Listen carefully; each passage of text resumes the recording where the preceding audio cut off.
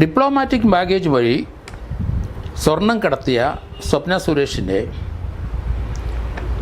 രണ്ടാം പ്രതി കൂറുമാറി. ഇന്നലെ ജുഡീഷ്യൽ ഫസ്റ്റ് ക്ലാസ് മജിസ്ട്രേറ്റ് കോടതിയിൽ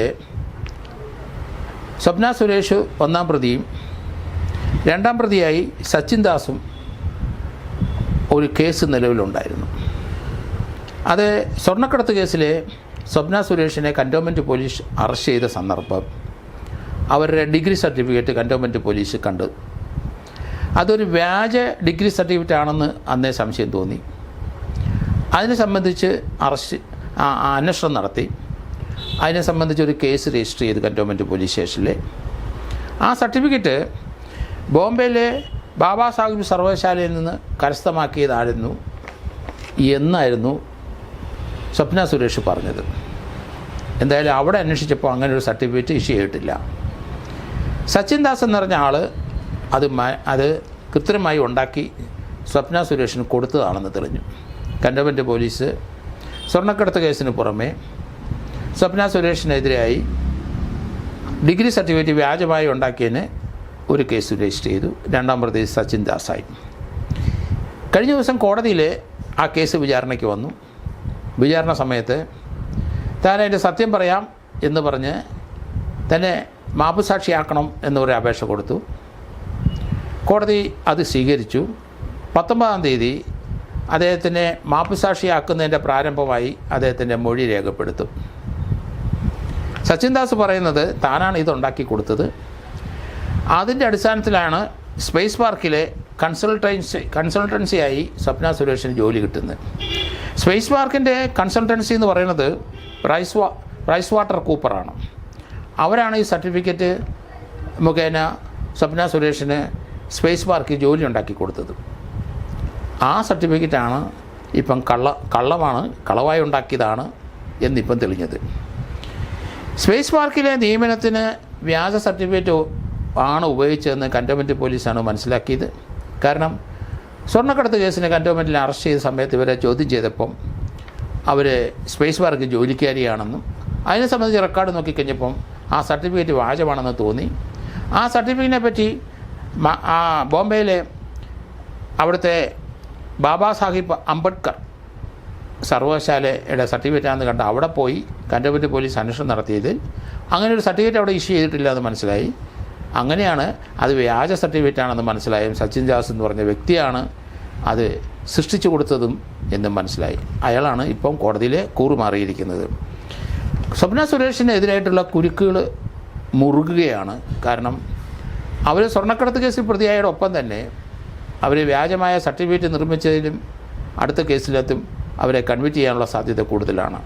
കാരണം അത് ഉപയോഗിച്ചിട്ടാണ് അവർ സ്പേസ് പാർക്ക് ജോലി തരമാക്കിയത്. എന്തായാലും പൊതുവെ നോക്കിക്കഴിയുമ്പം അവരുടെ പ്രവർത്തികൾ പലതിലും പോലീസ് കേസ് രജിസ്റ്റർ ചെയ്തെങ്കിലും ആദ്യമായിട്ടാണ് അവർക്കെതിരായിട്ട് ശക്തമായ ഒരു തെളിവ് വന്നു ചേരുന്നത്. ഇതിനകത്ത് മാപ്പുസാക്ഷിയായ ആൾ തീർച്ചയായിട്ടും അയാൾ തന്നെ അയാൾക്ക് ശിക്ഷ അർഹനായിരുന്നു. അയാൾ ദാദാ സാഹിബ് അംബേദ്കറിലെ അവിടുത്തെ സർവകലാശാലയിലെ ആൾക്കാർ കോടതി വന്ന് മൊഴി കൊടുക്കും. കാരണം അങ്ങനെ ഒരു സർട്ടിഫിക്കറ്റ് കൊടുത്തിട്ടില്ല എന്ന് വരും. അത് ഉണ്ടാക്കിയ ആൾ തീർച്ചയായിട്ടും കൺവിക്ഷൻ കിട്ടും. അതിൽ നിന്ന് ഒഴിവാകാൻ വേണ്ടി അയാൾ മാപ്പുസാക്ഷിയാക്കി അയാളെ അങ്ങനെയുള്ള നടപടിയായിട്ട് കോടതി മുന്നോട്ട് പോകുകയാണ്. 19-ാം തീയതി അയാളെ മാപ്പുസാക്ഷി ആക്കും എന്ന് കരുതുന്നു. കാരണം ശിക്ഷ കിട്ടാതിരിക്കാൻ വേണ്ടിയിട്ട് അയാളുടെ വക്കീൽ അഡ്വൈസ് ചെയ്തുകൊണ്ടായിരിക്കണം അയാൾ മാപ്പുസാക്ഷിയാകുന്നത്. അങ്ങനെയാണെങ്കിൽ ഈ കേസിനകത്ത് സ്വപ്ന സുരേഷ് മാത്രം പ്രതിയായിട്ട് വരും. അവരെ ആ കേസിനകത്ത് കൺവിക്റ്റ് ചെയ്യാനുള്ള ഒരു സാധ്യത കൂടുതലാണ്. 3 വർഷത്തേനെങ്കിലും ഒരു കൺവിക്ഷൻ വരാനുള്ള സാധ്യതയാണ് കാണുന്നത്. കാരണം അവർ ജോലി തരമാക്കിയത് ഈ കള്ള സർട്ടിഫിക്കറ്റ് മുഖേനയാണ്. സ്വപ്ന സുരേഷിൻ്റെ എതിരായിട്ടുള്ള പല കേസുകളും കേരളത്തിൽ പല സ്ഥലങ്ങളിലും രജിസ്റ്റർ ചെയ്ത് ചാർജ് ഷീറ്റ് കൊടുത്തിട്ടുണ്ട്. അതൊന്നും ട്രയലിലോട്ട് വന്നിട്ടില്ല. നയതന്ത്ര ബാഗ് അവിടെയായിരുന്നു. ആ വഴി കള്ളക്കടത്ത് നടത്തിയത് സ്വപ്ന സുരേഷും സ്വപ്ന സുരേഷിൻ്റെ സുഹൃത്തുക്കളും ശിവശങ്കറിനൂടെ ചേർന്നാണ് എന്നുള്ള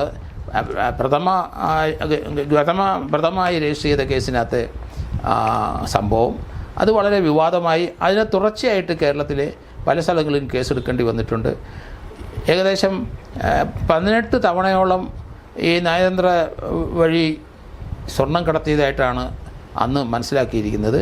അതിൽ ഏറ്റവും അവസാനം വന്ന 19ാമത്തെ 20ാമത്തെ തവണ വന്നപ്പോഴാണ് അത് പിടിക്കപ്പെടുന്നത്. അങ്ങനെയാണ് ഈ കേസിൻ്റെ ഉത്ഭവം.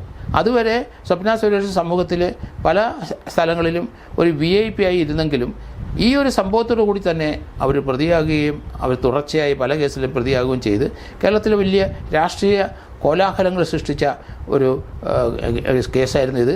അതിനകത്ത് മുഖ്യമന്ത്രിയുടെ പ്രിൻസിപ്പൽ സെക്രട്ടറി ആയിരുന്ന ശിവശങ്കരൻ IAS പ്രതിയാക്കുകയും അദ്ദേഹം റിമാൻഡിൽ കിടക്കുകയും അദ്ദേഹം കോടതിയിൽ നിന്ന് ജാമ്യത്തിൽ വളരെ നാൾ ജാമ്യം കിട്ടാതെ റിമാൻഡിൽ കിടക്കുകയും ചെയ്തിട്ടുണ്ട്. അതിൻ്റെ ട്രയലുകൾ ഏതായാലും ഉടൻ തുടങ്ങും. അതിനകത്ത് കോൺക്രീറ്റായ എവിഡൻസുകൾ ധാരാളം പോലീസ് കണ്ടെത്തിയിട്ടുണ്ട്. അതുകൊണ്ട് അതിനകത്ത് ശിവശങ്കർ ഉൾപ്പെടെയുള്ളവർക്ക് ശിക്ഷ കിട്ടാനുള്ള സാധ്യത വളരെ കൂടുതലാണ്. സ്പേസ് പാർക്കിൽ കൺസൾട്ടൻസിയായി സ്വപ്ന കൈവശപ്പെടുത്തിയത് 19,673,000 രൂപയാണ്.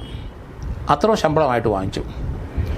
അപ്പോൾ അത് GST കഴിച്ചിട്ട് 16,15,871 രൂപ അവർ സ്പേസ് പാർക്ക് കൺസൾട്ടൻസി ഫീസായിട്ട് കൊടുക്കുകയും ചെയ്തു. അത് ഇൻഫർമേഷൻ ടെക്നോളജി ആ പണം തിരിച്ചു പിടിക്കാനുള്ള ശ്രമം ആരംഭിച്ചിട്ടുണ്ട്.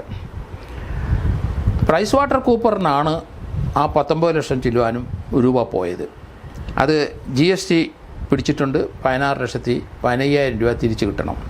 ഈ പണം തിരിച്ചു കിട്ടാൻ വേണ്ടിയിട്ടാണ് ഇപ്പോൾ ഇൻഫർമേഷൻ ടെക്നോളജി ആവശ്യപ്പെട്ടിരിക്കുന്നത്. അത് സ്പേസ് പാർക്കിൻ്റെ ആ പണം തീർച്ചയായിട്ടും തിരിച്ചു പിടിക്കും എന്നാണ് തോന്നുന്നത്. പ്രൈസ് വാട്ടർ കൂപ്പർ ആ പണം കൊടുക്കാനും ബാധ്യസ്ഥരാണ്. കാരണം ഡിഗ്രി വ്യാജമാണ്.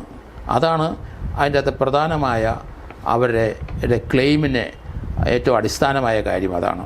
കാരണം അങ്ങനെ ഒരാൾ, കോമ്പിറ്റൻ്റ് അല്ലാത്ത ഒരാൾ അനധികൃതമായി ശമ്പളം വാങ്ങിച്ച് ഇത്രയും 19 ലക്ഷത്തോളം രൂപ ശമ്പളം വാങ്ങിച്ചിട്ടുണ്ടെങ്കിൽ അത് അവരെ പിരിച്ചുവിടുകയും ചെയ്തു. അത് മുഖ്യമന്ത്രിയുടെ പ്രിൻസിപ്പൽ സെക്രട്ടറി ശിവശങ്കറിൻ്റെ അഡ്വൈസിലാണ് അവർക്ക് അവിടെ ജോലി കൊടുത്തതെന്നും വരുന്നുണ്ട്. ഏതായാലും പണം ഇൻഫർമേഷൻ ടെക്നോളജി തിരിച്ചു പിടിക്കാനുള്ള ശ്രമം ആരംഭിച്ചിട്ടുമുണ്ട്. ഏതായാലും നിയമക്കുരുക്കുകൾ ഒന്നിനു പുറകെ ഒന്നായി സ്വപ്ന സുരേഷിന് വന്നുകൊണ്ടിരിക്കുന്ന കാഴ്ചയാണ്. ശിവശങ്കറിനും ഒപ്പം ആ രണ്ടുപേരും ഈ കേസുകളിലെല്ലാം തടവ് ശിക്ഷ അനുഭവിക്കാനുള്ള സാധ്യതയും വളരെ കൂടി വന്നുകൊണ്ടിരിക്കുകയാണ്.